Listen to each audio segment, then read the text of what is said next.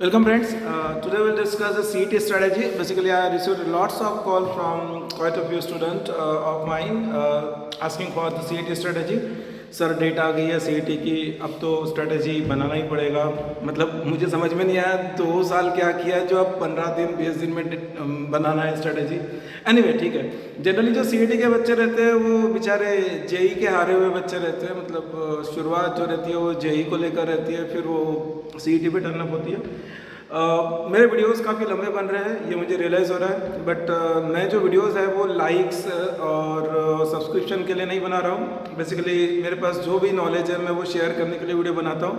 तो शायद वो बड़े बन रहे हो, but yes now I myself have realise that now the time has come that you can't spend that much of time on the videos. So मैं कोशिश करूँगा छोटे छोटे वीडियो बनाऊँ और थोड़े उसके हम फ्रीक्वेंसी बढ़ा देंगे, 3-4 वीडियो में से कंप्लीट करेंगे जैसा भी होता है। तो we are starting with the CET strategy today. इसके 2-3 पार्ट और हो गए और छोटे छोटे वीडियो हो गए। तो शुरू करते हैं। टॉपिक वाइज सब्जेक्ट वाइज हम अगले वीडियो में लेंगे, लेकिन यहाँ पर हम बेसिकली मोटा मोटी क्या स्ट्रेटेजी फॉलो करनी चाहिए स्पेशली द 2021 स्टूडेंट, बिकॉज काफ़ी डायलेमा है, काफ़ी कन्फ्यूज़न है और बहुत गंदी आदत है। लिया सर्च किया यूट्यूब पे, गया दिन 2 गया 3 गया 3-4-5 घंटे चलेगा, लेकिन हमको ऑथेंटिकेटेड फ्रूटफुल रिजल्ट नहीं मिलता है। तो मैं कोशिश करूँगा कि जो भी मैंने पिछले कुछ दिनों में एनालिसिस करी है, काफ़ी डीप एनालिसिस करी है, सबके ट्वीट्स पढ़ना, क्या चल रहा है क्या नहीं चल रहा है, government official and all that. तो मैं कोशिश करूँगा कि जो मुझे समझ में आया है वो मैं आपके साथ शेयर करूँ। तो फ्रेंड्स, मैं यहाँ बोल सकता हूँ कि मुझे 2 न्यूज़ देना है। एक हो सकता है गुड है, एक हो सकता है बैड है। बैड भी नहीं होगी वो, लेकिन वो रियलिटी है, मतलब वो एक्सेप्ट करना पड़ेगा। सो गुड न्यूज़ क्या है? Good news, it's all prediction, it's all my prediction. ठीक है। The good news is I will not expect CET to be before 15 September. ठीक है। मतलब टेंटेटिवली आपके पास करीब 50 दिन है यहाँ से। ठीक है। आज की तारीख से 50 दिन है। आज ही एक न्यूज़ आई है, मैं इसको एक लॉजिकल वे में डिस्प्ले भी करूँगा कि ऐसा मुझे क्यों लगता है। आज ही एक न्यूज़ आई है कि महाराष्ट्र 21-22 मीन्स महाराष्ट्र बोर्ड ने डिक्लेयर किया 21-22 के एकेडमिक ईयर के लिए कि उनके भी फर्स्ट स्टैंडर्ड से लेकर 12th स्टैंडर्ड तक के जो भी सिलेबस है वो 25% से रिड्यूस होगा, जस्ट लाइक लास्ट ईयर। तो जिस तरह से सिलेबस 25% से रिड्यूस होगा तो करस्पॉन्डिंगली इम्पैक्ट सीईटी पर भी आएगा। जैसे लास्ट ईयर के बच्चों के लिए 25% रिड्यूस सिलेबस है, तो 21-22 के बच्चों के लिए भी रहेगा। लेकिन एक दुख की बात यह है कि लास्ट ईयर के बच्चे जो है, मतलब जो इस साल सीईटी देंगे, वो अभी भी वीडियोस जो फॉलो कर रहे हैं यूट्यूब पर, या सपोज जो भी उनके पास रेफरेंस बुक एक्सेट्रा एक्सेट्रा, वो 25% रेडियो सिलेबस देख ही नहीं रहे हैं। ठीक है। मैं कोशिश करूंगा इन सब चीज़ों को कवर करने की। पहले तो इस चीज़ से स्टार्ट करता हूँ कि मुझे क्यों लगता है कि सीईटी 15 सितंबर के बाद होगी। देखो अभी तो जेई थर्ड चल रहा है, थर्ड स्टेज चल रहा है जेई का, और ये जो है अगस्त के 1-2 तारीख तक के चलेगा। और उसके बाद शायद सभी को मालूम होगा कि बिटसैट की जो लॉक इन डेट है वो 3 अगस्त टू 9 अगस्त है। तो उस बीच कभी भी कोई भी एग्ज़ाम जो रहती है वो ओवरलैप नहीं होती है। तो 3 अगस्त से लेके तो 9 अगस्त तक के बिटसैट की डेट है।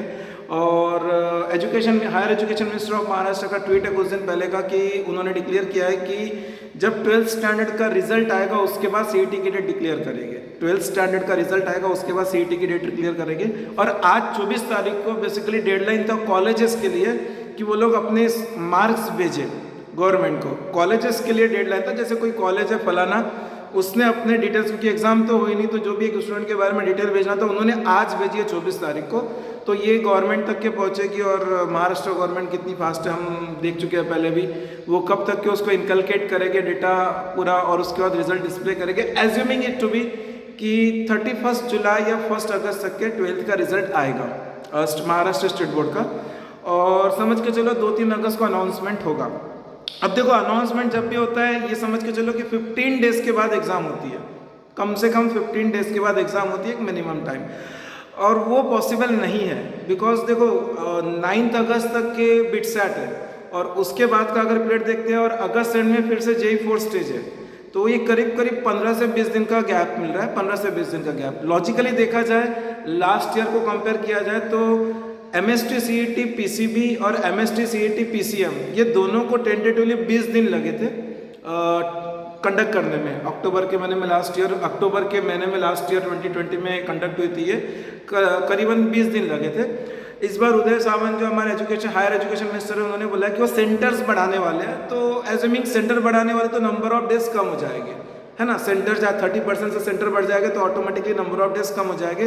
तो भी मैं किसी भी हालत में ये पीसीबी और पीसीएम एमएसटी सीईटी 15 दिन तो लगेगा ही लगेगा, 15 दिन लगेगा ही लगेगा। तो आपके पास वहाँ 15 दिन नहीं है, मतलब आप समझ के चलो कि देखो बिट साइड के बहुत सेंटर्स नहीं रहते हैं। तो 9 अगस्त को एग्ज़ाम खत्म हुई, मैं एग्ज़ाम देने गया से फॉर एग्जांपल भोपाल, और भोपाल से मैं वापस मेरे नेटिव प्लेस पर आ रहा हूँ जहाँ पर मैंने सीईटी का सेंटर डाला है। तो वो करीब 2 से 3 दिन तो समझ के चलो रहेगा ही।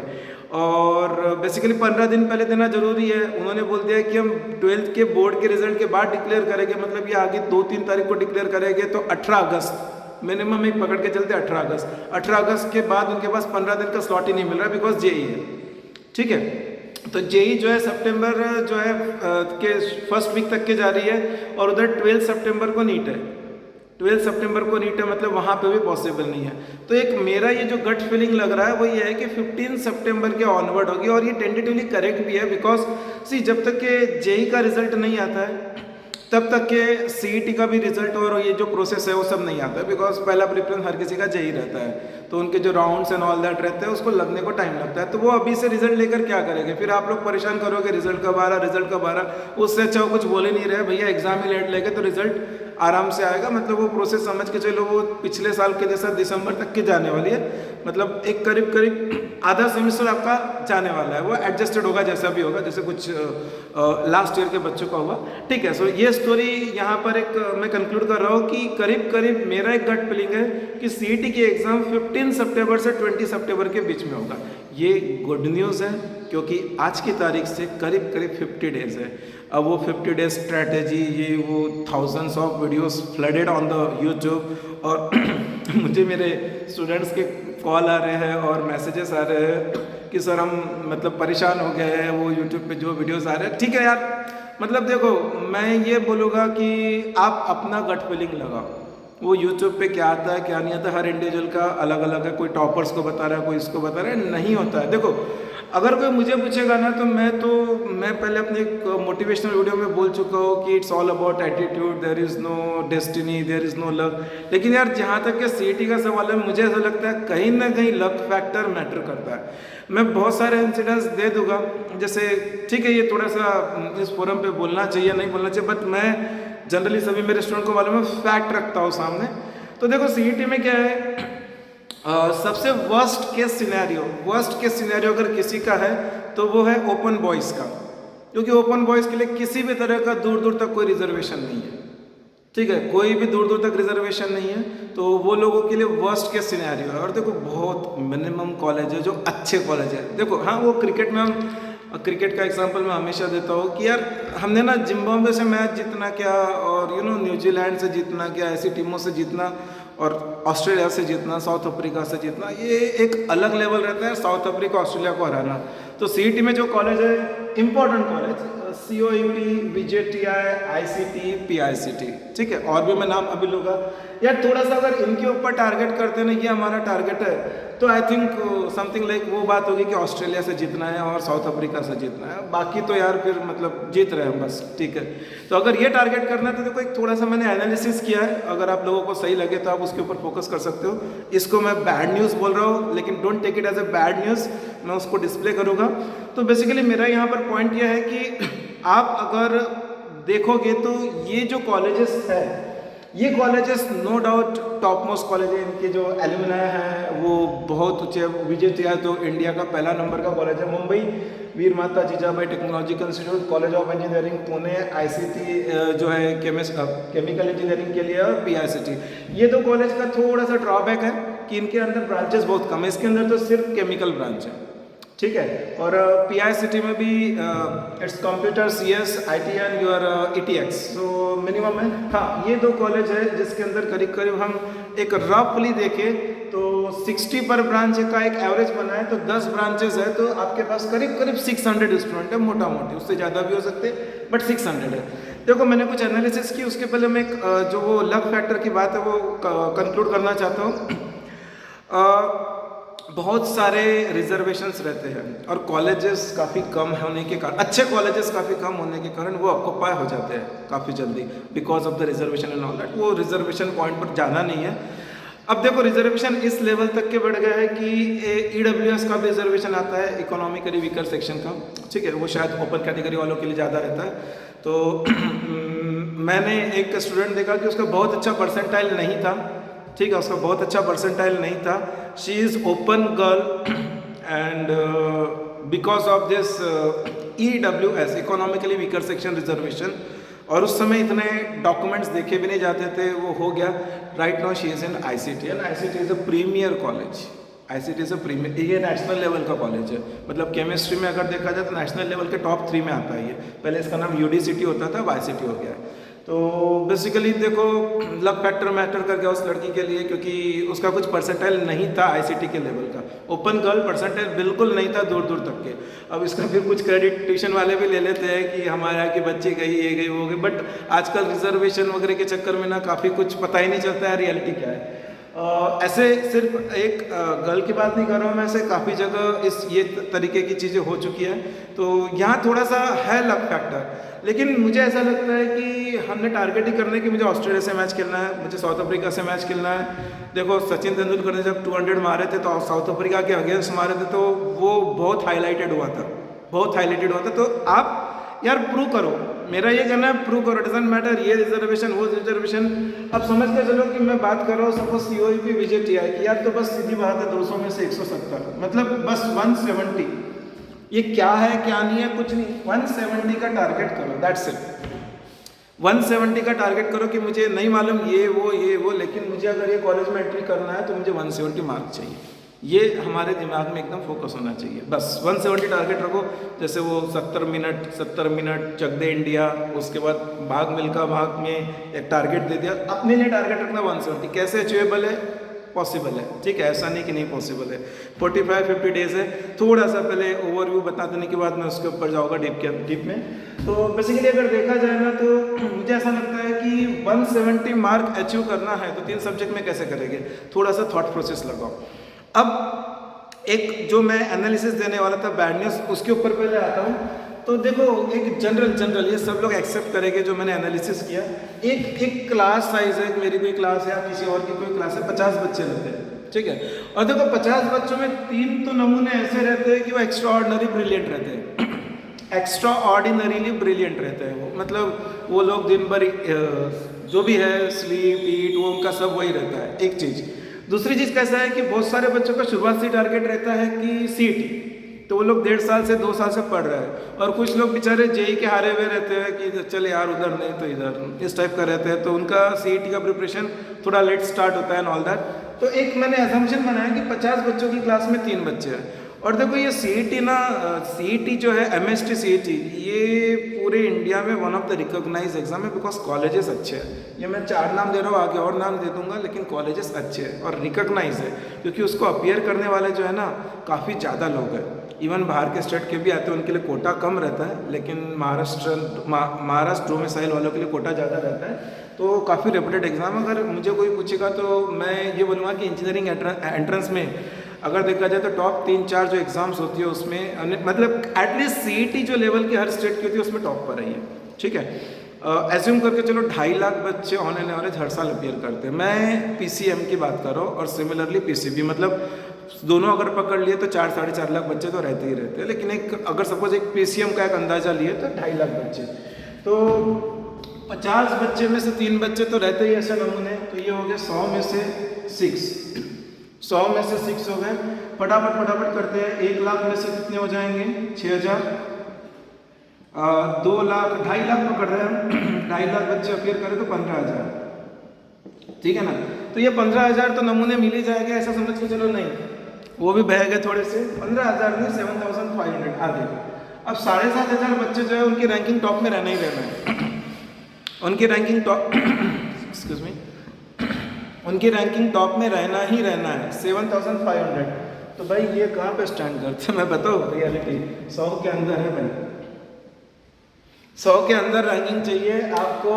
COEP, VJTI, PICT के कंप्यूटर साइंस ब्रांच के लिए, ठीक है। PICT का तो भी चलो 120 130 तक के चले जाएगा, लेकिन ये दोनों कॉलेज के CS के लिए, ठीक है।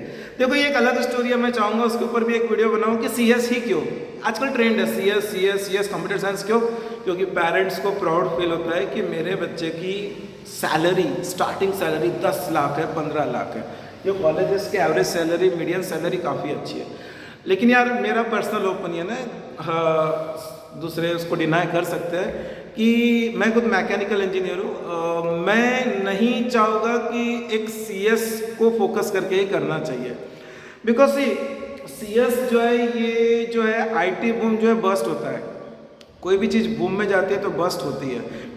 आप लोग सब 2000 के बाद के बर्थ आउट हो, अगर कोई आपके उस फील्ड में रिलेटेड है तो पूछना 2000 में क्या हुआ था, ठीक है। वह IT बूम बस्ट हुआ था।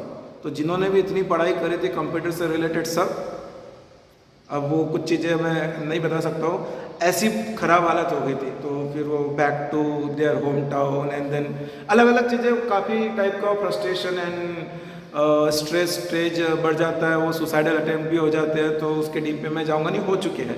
तो बेसिकली मैं ये जो बूम है उसमें नहीं जाना चाहता हूँ। मुझे तो ऐसा लगता है कि आप आपका जो इंस्टिंक्ट है उसको फॉलो करो। जैसे मुझे हमेशा मैथमेटिक्स में इंटरेस्ट रहा है और मैंने ऑब्जर्व किया कि मैकेनिकल इंजीनियरिंग जो उसके अंदर मैथ बहुत जगह इन्वॉल्व होता है, तो मैंने श्योर चांस ले लिया कि मैकेनिकल इंजीनियरिंग करना है। मेरी एक स्टूडेंट है राइट नाउ, वो नागपुर VNIT में है, तो वो मतलब इलेक्ट्रॉनिक्स और कंप्यूटर तो उसको इतना मतलब गंदा लगता था, इतना गंदा लगता था कि शी वॉज लाइक कि इवन JEE में उसने AC सर्किट चैप्टर छोड़ दिया था फिजिक्स का, जो कि एक अच्छा इंपॉर्टेंट इजी चैप्टर है, लेकिन वो इतना गंदा लगता था कि AC सर्किट चैप्टर और रिलेटेड टू दैट चैप्टर छोड़ दिया था उसने। तो उसका एकदम क्लियर सेट था कि नहीं, मुझे तो CS लेना नहीं है, मुझे तो इलेक्ट्रॉनिक्स लेना नहीं है। मतलब जो सामने ब्रांच है, नेक्स्ट ब्रांच थी केमिकल, तो उसने केमिकल ले लिया। ऐसे बहुत लोग रहते हैं, तो वो ब्रांच भी डिसाइड करो। क्योंकि देखो मैं पर्सनली बोलूँगा नहीं, कोर ब्रांचेस कभी भी अच्छी रहती है, कभी भी अच्छी रहती है, ever lasting, long lasting, evergreen, जो भी बोलना है वर्ड ले सकते हो, ठीक है। मैकेनिकल, इलेक्ट्रॉनिक्स, अब देखो इलेक्ट्रॉनिक्स वो लड़की को अच्छा नहीं लगा, आपकी चॉइस है। हाँ, तो CS की अगर बात कर रहे हैं तो रैंकिंग 100 के नीचे चाहिए, ठीक है, बिकॉज वो दुनिया पैसे के पीछे भाग रही है। मैं तो नहीं बताऊंगा ऐसा कि CS ही लेना चाहिए, चॉइस अपनी अपनी है, ठीक है। तो वो 100 के नीचे आती है, लेकिन फिर भी एक मोटा मोटी करे कि मैंने शुरुआत में बताया कि सपोज 600 सीटें हैं, 60 पर ब्रांच ज़्यादा है, लेकिन सपोज 60 पकड़ के चलो 600, उसके बाद मैं अभी सिर्फ 600 सीटें टोटल बता रहा हूँ, नो रिजर्वेशन एट ऑल, क्योंकि वो उसमें जाएंगे तो 2-3 घंटे लग जाएंगे, ठीक है। एक अजम्पशन करके चल रहे 600 और इधर 600 1200, भाई 1200 और ठीक है PICT वगैरह पकड़ लेते हैं, अगर किसी को ETX लेना है या ऐसा कुछ लेना है तो करीब करीब यार 2000 बहुत हो गया। ये एक समझ के चलो, मैं एक हाइपोथेटिकल पिक्चर नहीं दे रहा हूँ, ये मैं प्रैक्टिकली बता रहा हूँ, इसलिए मैंने शुरुआत में बोला कि शायद बैड न्यूज़ लगे, लेकिन नहीं, एक्सेप्टेड, ये फैक्ट है। अब 2000 में से 7500 तो पहले ही पक चुके हैं, ये 7500 तो पहले ही पक चुके हैं, तो फिर वो 2000 में तो ये सब पूरी कॉलेजेस निपट जाएगी, फिर बचा क्या, ये फैक्ट है, ठीक है। तो बेसिकली देखो अब यहाँ पर वर्किंग करना है, तो इसलिए बोलते हैं कि CET is a game of competition, मतलब टफ नहीं है बिल्कुल, it's all about A game of competition, how you compete with others. और देखो पेपर बहुत ईजी आता है यार, मैं बता रहा हूँ थोड़ी देर में, ठीक है, पेपर बहुत ईजी आता है। 45 दिन बचे, सर क्या आप बात कर रहे हो, 45 दिन में फोड़ सकते हो, बिलीव मी 45 डेज में फोड़ सकते हो, ठीक है। देखो कोई भी कुछ भी बोले एकदम, मतलब मुझे काफ़ी बच्चे बोलते हैं कि हमारे तो कुछ भी तैयारी नहीं हुई है, वो एक्चुअली उनका अंडर कॉन्फिडेंस है यार। मैं पहचानता हूँ उन बच्चों को, वो 1.5 साल से खाली नहीं बैठे हैं वो, लेकिन उनके अंदर कॉन्फिडेंस लेवल इतना डाउन हो चुका है कि अब वो कोरोना, ये वो, घर पे बैठे, सभी चीज़ें मैटर है उसमें। तो यार वो चीज़ें हटाओ, मुझे मालूम है कि तुम्हारी पढ़ाई हुई है, मालूम है, ठीक है। हम क्या करते हैं, जैसे 45 डेज, अब 45 डेज हमारे हाथ में, सब चीज़ें पास में, ठीक है, सब चीज़ें पास में। सबसे पहले CET के बारे में अगर करना है तो सबसे पहले टेक्स्ट बुक घोट डालो। और मैं एक तरीका बताऊंगा, देखो मार्केट में 3 टाइप की, 3 कलर की पेंसिल लेकर आना, पेन का यूज़ ज़्यादा नहीं करना, पेंसिल, और अपना एक नोटेशन देना, ब्लैक इसके लिए, रेड इसके लिए, येलो इसके लिए, जो भी कलर है, ग्रीन इसके लिए, और वो नोटेशन अपने बुक में सर हर लाइन घोटी हुई रहनी चाहिए, हर लाइन। और केमिस्ट्री तो बॉस, मैं ये सीरियसली बोल रहा हूँ कि केमिस्ट्री तो बुक के बाहर आएगा ही नहीं यार, कोई ट्यूशन की ज़रूरत नहीं है, सॉरी जो लोग ट्यूशन लेते हैं केमिस्ट्री की उनके लिए, बट सीरियसली बोल रहा हूँ, केमिस्ट्री तो बिलीव मी, ठीक है। और आई थिंक ये सब बेसिक मालूम होगा, मैं बहुत ज़्यादा डीप में जाना नहीं चाहता बिकॉज आजकल सभी यूट्यूब पर रहते हैं मैथ्स, फिजिक्स, केमिस्ट्री के मार्क, ठीक है। मैथ्स में रहते हैं 50 क्वेश्चन 2 मार्क ईच, फिजिक्स में 50 क्वेश्चन 1 मार्क ईच, केमिस्ट्री में 50 क्वेश्चन 1 मार्क ईच, ठीक है। सो वापस आ गया मैथ्स। देखो ऑफिशियली कोई नहीं बताएगा, आपको कि मैथ्स का वेटेज सब ज़्यादा है करके, बिकॉज वो लोग कभी नहीं बोलेंगे, वो बोलेंगे तीनों सब्जेक्ट है तो करना। बट देखो ये फैक्ट है, और बहुत सारे स्टूडेंट के रिजल्ट्स को भी एनालाइज करने के बाद ये कंक्लूजन निकला है कि इट्स ऑल अबाउट मैथ्स। अगर केमिस्ट्री में स्कोर कम भी हो गया लेकिन आपका मैथ्स में टॉप है तो आपका परसेंटाइल काफ़ी अच्छा बनेगा। आता हूँ परसेंटाइल पर, परसेंटाइल काफ़ी अच्छा बनेगा, इस बात का ध्यान रखना।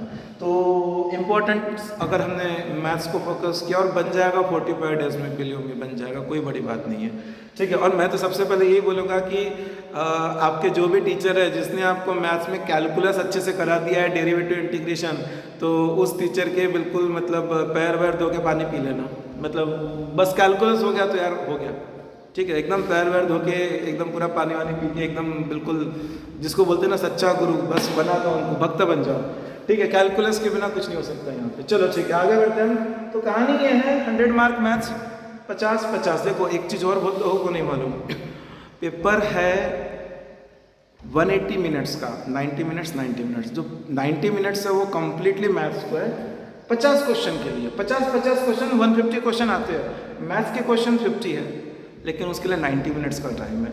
फिजिक्स और केमिस्ट्री को कंबाइन 90 मिनट्स है, ठीक है। तो वो आपके ऊपर डिपेंड है कैसा डिस्ट्रीब्यूट करते हैं, लेकिन कंबाइन 90 मिनट्स है, ठीक है। तो आपके पास मैथ्स के लिए टाइम भी है, तो देखो जितना लगा सकते हो फोकस और लगाओ, ठीक है। अब अगर मुझे स्टार्ट करना है तो देखो सबसे पहले तो ये चीज़ है कि आपको सबसे पहले टेक्स्ट बुक अच्छे से करना है। मैथ्स की बात करूँगा, पूरे सॉल्व क्वेश्चन, अनसॉल्व क्वेश्चन दुनिया भर की रेफरेंस बुक्स है, नहीं सीईटी में बहुत ज़्यादा नहीं है। सिंगेज विंगेज का लेवल नहीं बनता है, इवन आरडी शर्मा का लेवल नहीं बनता है। 3-4 पब्लिकेशन में गिना देता हूँ, Pragya publication, target publication, Marvel publication और अरिहंत पब्लिकेशन, ये 4 बुक है, ये 4 रेफरेंसेस है, कोई भी उठा लो, मेरे लिए सब अच्छी है, कोई भी उठा लो, ठीक है। अरिहंत काफ़ी अच्छी है, जो ये है टारगेट का जो ट्रिम्फ आता है वो काफ़ी अच्छा है, उसके अंदर थियरी पार्ट भी दिया हुआ है, वो भी उठा के कर सकते हो।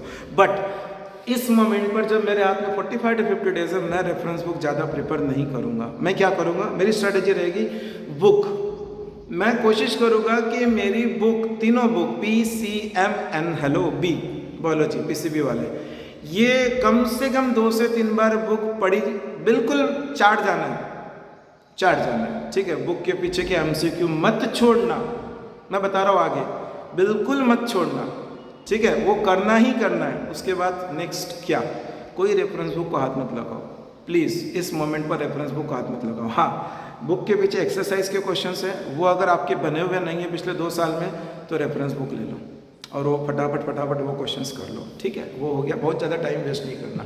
एंड देन बोर्ड ने हमको क्वेश्चन बैंक दिया है, वो क्वेश्चन बैंक यूज़ करो। सेकंड इज क्वेश्चन बैंक, ठीक है, क्वेश्चन बैंक यूज़ करो, लेकिन प्लीज़ टेक्स्ट बुक यूज़ करोगे, क्वेश्चन बैंक यूज़ करोगे तो प्लीज़ ऑफिशियली 21 के स्टूडेंट जो है, जो 1.5 महीने बाद CET देने वाले हैं, प्लीज़ डिलीटेड पोर्शन पर एक पूरा दिन स्पेंड करो, मत वेस्ट करो टाइम।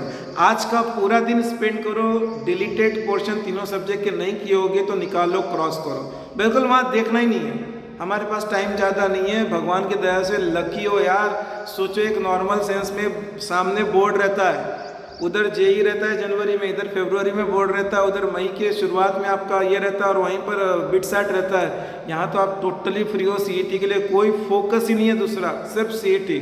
लकी हो यार, lucky, it's once in a life time achievement. Sorry, achievement तो हुआ नहीं, once in a life time opportunity, achievement तो बाद में होगा। तो बिलीव मी आप लकी हो। 45 डेज फोड़ डालो यार। देखो मैं कुछ चीज़ें नहीं बोलना चाहता हूँ, लेकिन पता नहीं बोलने की इच्छा हो जाती है फिर अल्टीमेटली। कुछ बच्चे देखा मैंने, मतलब PICT में हुआ था, लास्ट ईयर की बात है, एक बच्चे का PICT में हुआ था। PICT प्राइवेट कॉलेज है, फ़ी बहुत ज़्यादा है, बेचारा पे नहीं कर सकता, माँ बाप खेती करते हैं, माँ बाप खेती करते हैं, ड्रॉप लिया, PICT ड्रीम कॉलेज है, वो बच्चे ने ड्रॉप लिया। हमारी बहुत अच्छी किस्मत है उस बच्चे से। हमारे घर में हमारे लिए सेपरेट रूम है, AC है, दिन भर मोबाइल खेलते हो यार, वो बच्चे ने ड्रॉप लिया। सही में मैं नहीं अनाउंस कर सकता हूँ, लेकिन अगर ये चीज़ मुझे मालूम रहती तो मैं समहाउ उसको हेल्प करता था, समहाउ, बिकॉज वो PICT पहुँच गया बिना कोचिंग के। मतलब वो बच्चा है, बट क्या करें, ऐसे बहुत केसेस है। एक बच्चे से बात हुई थी तो सर एवरेज कितना पढ़ना पड़ेगा, मैं बोला 6 से 7 घंटे पढ़ना पड़ेगा। बोले सर नहीं पढ़ पाए तो मैं बोला क्यों यार, यानी बाकी बच्चों के जैसा है क्या? नहीं बोले सर, फिर उसने बताया सर माँ बाप खेती करते हैं, खेती के काम करने मुझे भी जाना पड़ता है। मेरे आंखों में आंसू आ गए यार, ये वो बच्चे हैं और हम देखो। बोले मैं कोशिश करूँगा 7 घंटे 6 घंटे पढ़ने की रोज़, लेकिन बोले मुझे खेती करने भी जाना पड़ेगा। तो बोले एक आध दिन अगर 3-4 घंटे हुए तो ये स्टेटमेंट आए। हम उस ऐसे कंडीशन से बहुत बेटर ऑफ है, बहुत बेटर ऑफ है। Please please please. और सी यार, मतलब ठीक है वो एक अलग इशू है, ये 2-3 चीज़ें जो है मैं उसके ऊपर बहुत एग्री डिसएग्री कर सकते हैं, ओपिनियन रहेंगे अपने, वो अलग डिस्कस कर सकते हैं कि हमको कौन सी ब्रांच लेना है, नहीं लेना है, नौकरी करना है कि बिजनेस करना है। लेकिन यार ये जो कॉलेजेस है ना, यहाँ से इंजीनियरिंग करने के बाद एक अलग लेवल हो जाता है, ये बात समझ के चलो। ठीक है, अगर मुझे कोई बोलेगा टॉप 10 कॉलेजेस ऑफ इंडिया, तो NITs, IITs, IIITs के बाद में अगर मुझे कोई नाम लेना है तो मैं ये नाम लूँगा। तो प्लीज़ प्लीज़ प्लीज़ इस बात का ध्यान रखना, बहुत ज़रूरी है। ठीक है, तो बुक फर्स्ट, सेकंड उसके पीछे की एक्सरसाइज, MCQ सब books again. So second is again book, third is question bank. But please please please एक पूरा दिन वेस्ट करो, इन्वेस्ट करो सिर्फ और सिर्फ डिलीटेड पोर्शन हटाने में। ठीक है, उसके बाद में मैंने बोला 3 टाइप की पेंसिल का यूज़ करो। पेंसिल ब्लैक किस चीज़ के लिए? क्योंकि देखो लास्ट के जो 5 दिन रहेंगे ना, हमको रिवाइज करना है। जब हमको रिवाइज करना है तो रिवाइज करते समय हम पूरी बुक नहीं पढ़ेंगे। अरे ये रह गया, वो रह गया, ये रह गया, ये अरे इंटीग्रेशन तो कर ही नहीं पाए, अरे मैं तो कंटिन्यूटी कर ही नहीं पाई। तो basically please make a note कि ये सब चीज़ों से अगर हटना है तो उस समय, आज जो हम पढ़ाई चालू कर रहे हैं वो समझ में आ जाता है कि स्टार मार्क कर दो यार, ये क्वेश्चन तो बनना ही बनना है। तो इंटीग्रेशन का वो क्वेश्चन स्टार मार्क कर दिया, सॉल्व क्वेश्चन है आपके टेक्स्ट बुक में। तो उसके बाद जब लास्ट के 5 दिन रहेंगे तो आप सिर्फ और सिर्फ वही पढ़ोगे, बिकॉज वो क्वेश्चन ऐसा है कि उसमें सब क्वेश्चन कवर हो जाते हैं, है ना। तो अलग अलग स्ट्रेटेजी, कौन सी पेंसिल के लिए क्या नोटेशन है क्या नहीं है, ये आप अपना डिसाइड कर सकते हो और उसको वर्कआउट कर सकते हो। ठीक है, मैं इस डीप में नहीं जाना चाहूँगा कि 11 पे कितना वेटेज है, 12 पे कितना वेटेज है, सब कुछ आपको मालूम है। ठीक है, अदरवाइज वीडियो काफ़ी लंबे बन जाते हैं, तो मैं उस पर नहीं जाना चाहूँगा। हाँ, फर्स्ट सेकंड थर्ड हो गया। उसके बाद fourth point is PYQs।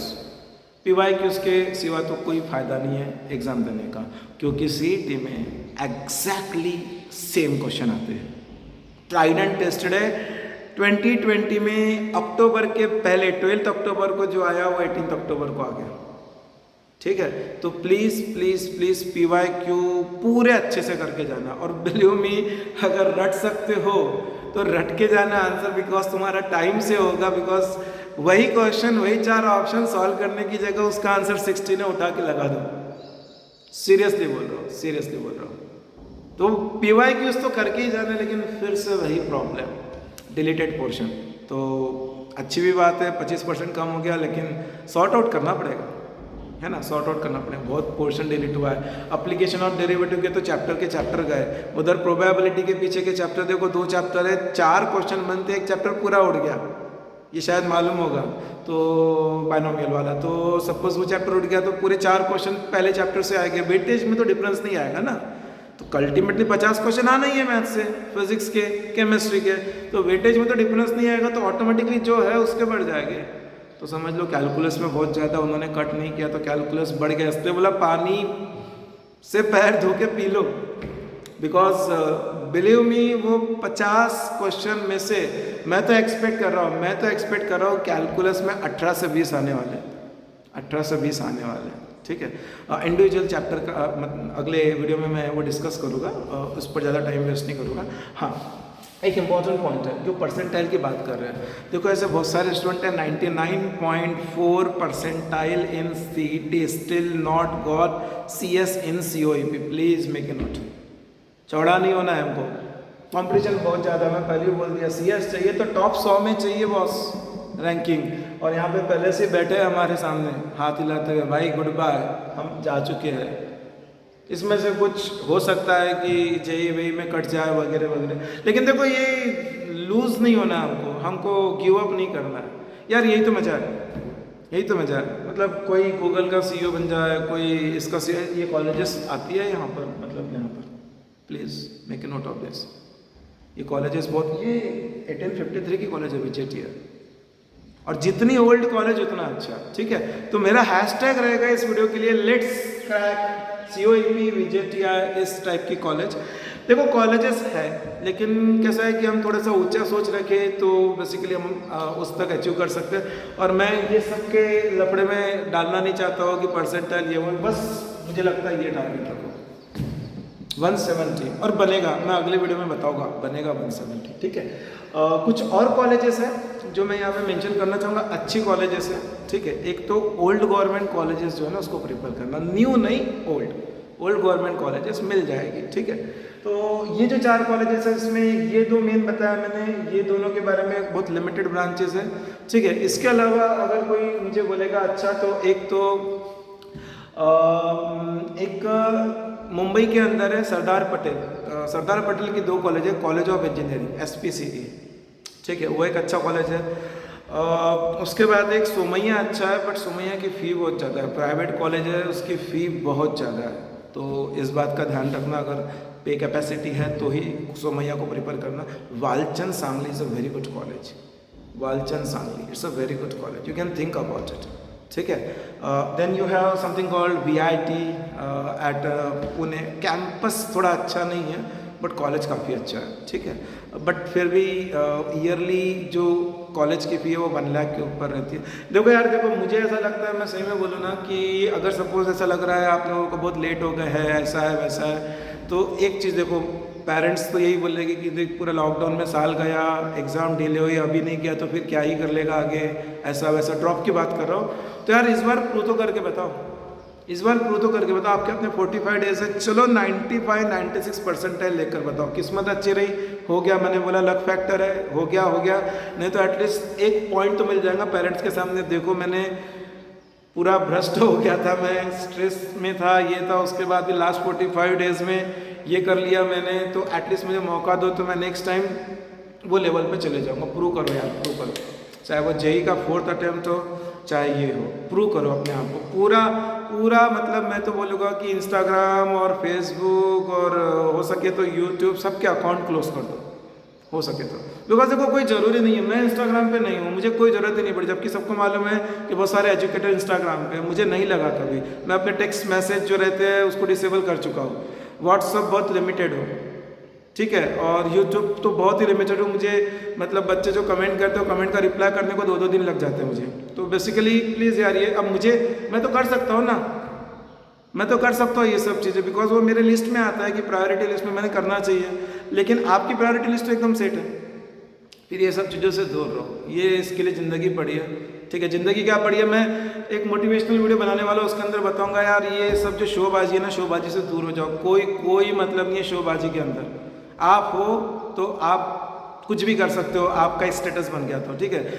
Mark Zuckerberg को मैंने कभी दूसरे कपड़ों पे देखा ही नहीं, मतलब देख लेना कभी अगर कोई पिक्चर देखी होगी मार्क जुकरबर्ग का फोटो यार, उसको दूसरे कपड़ों में कभी देखा ही नहीं, उसके पास एक टी-शर्ट, एक मुझे तो ऐसा लगता है कि भाई क्या है ये, जीन्स टी-शर्ट, बस वही ग्रे कलर और जीन्स ब्लू कलर का। कभी कभार अगर सपोज कोई मतलब ऑफिशियल मीट रहा तो उसके अंदर एक बार का मतलब ये समझ लेते हैं अपन की कोट वोट पहन लिया, लेकिन यार वो बंदे के पास क्या कमी है, वर्ल्ड का रिचेस्ट पर्सन में आता है वो, मतलब क्या बोले, रोज भी कपड़े पहन के फेंके तो भी कपड़ों की कमी, मतलब इतना पैसा है, लेकिन देखो उसने प्रायोरिटी उस चीज़ को दिया नहीं कि मैं शो ऑफ करूँ, मैं ये बताओ ये है वो है, नहीं, ज़रूरत नहीं है, उसकी पूरी थिंकिंग फेसबुक को कैसे आगे बढ़ाना। सो प्लीज़ बाकी सब चीज़ें keep aside, not just be focus on this, just be focus on this. मैं फिर से रिवाइज कर देता हूँ एक चीज़, पहली बात तो 45+ डेज है 21 वालों के लिए। दूसरी बात देखो, पैटर्न ये फॉलो करो कि सिर्फ तुम पहले टेक्स्ट बुक एकदम खा जाओगे, पूरे पेंसिल से वो काली पीली हो जाए टेक्स्ट बुक, ऐसे लेवल तक लेकर जाओ उसको। उसके बाद पूरे पीछे के exercise etc. Then next come your question bank, deleted portion हटा देना एंड देन PYQs। ठीक है, कोई पूछ रहा था मॉक्स देना चाहिए क्या? देना चाहिए, मॉक्स देना चाहिए, लेकिन मेरा थोड़ा सा डिफरेंट जजमेंट है। आजकल बहुत सारी ऑनलाइन मॉक्स अवेलेबल है, नहीं ऑनलाइन मॉक्स मत दो, वो हम फिर यूट्यूब में पागल हो जाते हैं। बाहर मार्केट में बहुत कुछ मिल जाएगा, मतलब आपको मेरे ख्याल से अरिहंत का भी मिल जाएगा, टारगेट का भी मिल जाएगा, वहाँ से मॉक लो और घर पर दो। और एक और इम्पॉर्टेंट चीज़ है, 9 to 12 का एक सिटिंग रहता है और दूसरा रहता है 2 to 5 का, इस टाइप से सिटिंग्स रहते हैं। तो एक चीज़ का ध्यान रखना कि आपका जो भी सिटिंग है उस हिसाब से अपने मॉक्स देना, उसका फ़र्क पड़ता है। बहुत लोग बोलते हैं नहीं पड़ता है फ़र्क, लेकिन पड़ता है। जनरली कैसे खाना खाने के बाद हमारा थोड़ा सा लेजीनेस आ जाता है, सोने हो सकता है कोई पावर नैप लेते हैं और ऑल ऑफ ए सडन उस दिन जगना है क्योंकि टेस्ट है, दोपहर को 2 से 5 का हमारा शिफ्ट है, तो बेसिकली उसमें हम थोड़े से फंस जाते हैं। तो थोड़ा सा जो मॉक देंगे ना उसी टाइम पे देना। और दूसरी इंपॉर्टेंट पॉइंट, मॉक दोगे ना तो 1 से 1.5 घंटे का टाइम स्पेंड करो एनालिसिस पे। हम एनालिसिस पे जाते नहीं भाई, 200 में से 40 मार्क मिले लेकिन 160 कहाँ कटे उसकी एनालिसिस करो, वो बहुत जरूरी है। बिकॉज क्या होगा, मैंने बोला डायरेक्ट क्वेश्चन आते हैं, तो वो आपने मॉक दी, उसके क्वेश्चन है एग्जैक्टली सपोज वही क्वेश्चन आएगा तो आपके पास तो आंसर रेडी है। और कभी कभी मैं ये भी बोलूँगा कि अगर कोई चीज़ क्वेश्चंस नहीं समझ में आते हैं तो उसको रट लो, ये मौका है, देखो ये लक जहाँ पर आया तो वहाँ पर रटना वटना भी मैटर करता है। ठीक है, और एक और सजेशन दूंगा कि अब किसी भी कोचिंग में मत जाओ, बिकॉज नहीं किया 20 महीने तक के कुछ, तो अब मुझे नहीं लगता है, पूरा फोकस सेल्फ स्टडी पर रखो। अब किसी भी कोचिंग में मत जाओ। अगर मुझे बाइफरकेट करना है डे को, अगर आप एज्यूम करके चलो कि कोई कोचिंग में नहीं जा रहे हो, तो अगर मुझे डे को बाइफरकेट करना है तो मैं इस तरह से बाइफरकेट करूँगा। Physics, chemistry, maths. केमिस्ट्री थोड़ा सा लेंदी रहता है लेकिन वेटेज कम है, फिजिक्स थोड़ा सा टफ रहता है और मैथ्स के बाद सेकंड नंबर पर आता है, और मैथ्स में थोड़ा सा मेहनत ज़्यादा करनी पड़ती है, प्रैक्टिस क्वेश्चंस वगैरह। तो उस हिसाब से अगर मैं देखूँ तो मैथ्स को 4 आवर्स, फिजिक्स केमिस्ट्री को 3 आवर्स। ठीक है, तो ये हो गए 10 आवर्स। उसके बाद मस्ट है रिवीजन, जो आज किया उसको रिवाइज करना ही करना है। ठीक है, मैं अज्यूम करके चल रहा हूँ रिवीजन मतलब ज़्यादा से ज़्यादा 1.5 आवर्स दे दिया। ठीक है, तो 10 और 1.5 ये हो गया आपका 11.5। उसके बाद 1 घंटा यूट्यूब को दो, कुछ अपडेट्स या कुछ वीडियो, मेरे वीडियो या और आपको जो भी लगता है वो उस टाइप से 1 घंटा दो, मतलब वो भी कंसेप्ट से रिलेटेड, प्लीज़ कंसेप्ट से रिलेटेड। ठीक है, रोटेशनल मोशन में कोई कंसेप्ट नहीं समझा तो फटाक से देख लिया, या तो अगर सपोज वो अवॉइड कर सकते हो तो वो अवॉइड करके टेक्स्ट बुक में वो कंसेप्ट समझ रहे हो, वो भी हो सकता है। ठीक है, लेकिन अभी थोड़ा सा ना ये सब चीज़ों को अवॉइड करो, मतलब ये एक चीज़ें अब डिस्ट्रैक्शंस हैं, अब हाई टाइम आ गया है और प्लीज़ इसके ऊपर वर्कआउट करो। ठीक है, और भी किसी को कुछ डाउट हो, जैसे एक जो न्यूज़ आई थी कि 22 को भी शायद, इट्स अ प्रेडिक्शन अगेन, कि 21-22 में सिलेबस रिड्यूस कर दिया है। 2 दिन पहले की वर्षा गायकवाड़ जो हमारी एजुकेशन मिनिस्टर है, वर्षा गायकवाड़ मैम, तो उन्होंने डिक्लेयर किया है, ट्वीट किया है। तो बेसिकली 1st and 12th का जो महाराष्ट्र बोर्ड का सिलेबस 25% से रिड्यूस हो गया as that of last year. तो एक्सपेक्टेड है कि 22 वालों की CET का भी सिलेबस 25% से रिड्यूस हो जाएगा। और प्लीज़ ये जो गेम है ना, ये ऑल अबाउट स्पीड है, CET का गेम है, ऑल अबाउट स्पीड है। तो किसी को शॉर्ट ट्रिक्स वगैरह ये वो सब चीज़ें सीखना है तो मैं जिंदा हूँ, मतलब शॉर्ट ट्रिक्स तो मालूम है, जो लोग मुझे पहचानते हैं। ठीक है, तो उसमें वैदिक मैथ्स भी ज़रूरी है, बिकॉज फिजिक्स में कैलकुलेशंस बहुत ज़्यादा रहते हैं। तो ये अगर ऐसा कुछ कभी लगे तो definitely you can reach me. ठीक है, so just stay tune for the next video that will be very deeper on the CET subject wise. Until that time, best of luck and please work hard throughout all your gadgets which are with you. ठीक है, जो भी चीज़ पसंद करते हो उसको नापसंद करना चालू कर दो। Thank you very much.